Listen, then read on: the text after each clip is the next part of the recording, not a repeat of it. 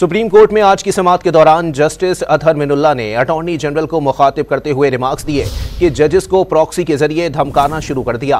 क्या आप पगड़ियों की फुटबॉल बनाएंगे? मजीद इसी पर बात करेंगे। डॉन न्यूज़ के नुमाइंदे अब्दुल्ला मोहम्मद हमारे साथ मौजूद है। अब्दुल्ला, मजीद आप बताइएगा इस हवाले से।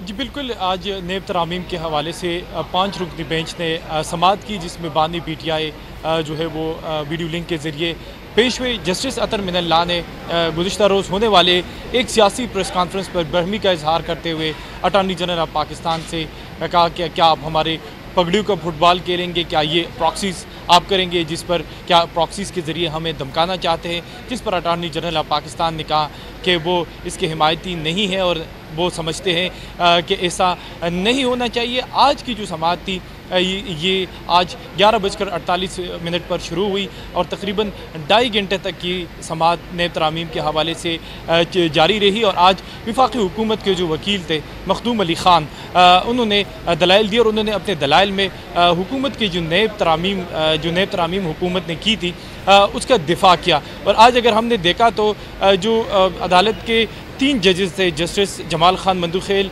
चीफ जस्टिस काजी फाइज ईसा और जस्टिस अतहर मिनुल्लाह, वो इसमें इसके हामी नज़र आए और उन्होंने बार बार कहा कि अपने रिमार्क्स में कि पार्लियामान ने एक कानून साजी की और उस कानून को मुअत्तल किया गया, तो ये क्या पार्लियामान के अंदर जो है वो मुदाखलत नहीं है? अगर इस तरह चलता रहा तो फिर तो पार्लियामान को बंद होना चाहिए। इसके साथ साथ जो आज हमने देखा कि बानी PTI जो है वो तकरीबन 2.5 घंटे तक वीडियो लिंक पर मौजूद रहे और ऐसा लग रहा था कि बार बार वो अपने हाथों से कभी अपने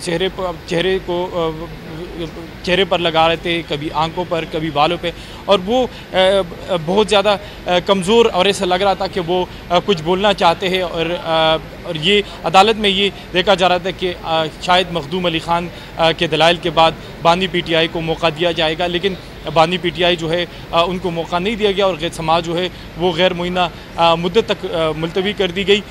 तो आज की जो समाअत थी 2.5 घंटे, उसमें जो नेब तरामीम की गई थी हुकूमत की जानिब से वो ही ज़ेर बहस रही और इस बात पर इस नुक्ते को वाज़ेह किया गया कि क्या पार्लियामान के अंदर जो कानून साजी होती है क्या ये उसको मुअत्तल करना, क्या पार्लियामान की प्रोसीडिंग्स को मुअत्तल करना नहीं है।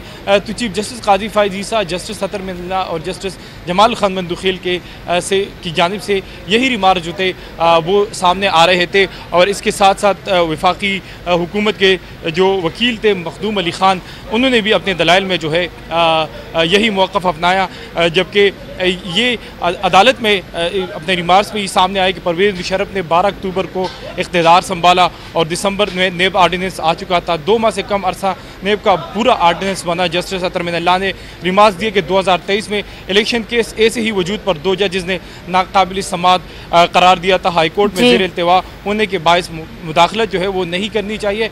तो ये अभी आज केस में जो है वो डिस्कस हुआ कि सुप्रीम कोर्ट की एक जो बेंच थी वो बार बार जो है वो कई समाअतें हुए, उन्होंने कहा कि इलेक्शन करा दे। समाअत का अहवाल बता रहे थे अब्दुल्ला, बहुत शुक्रिया आपका।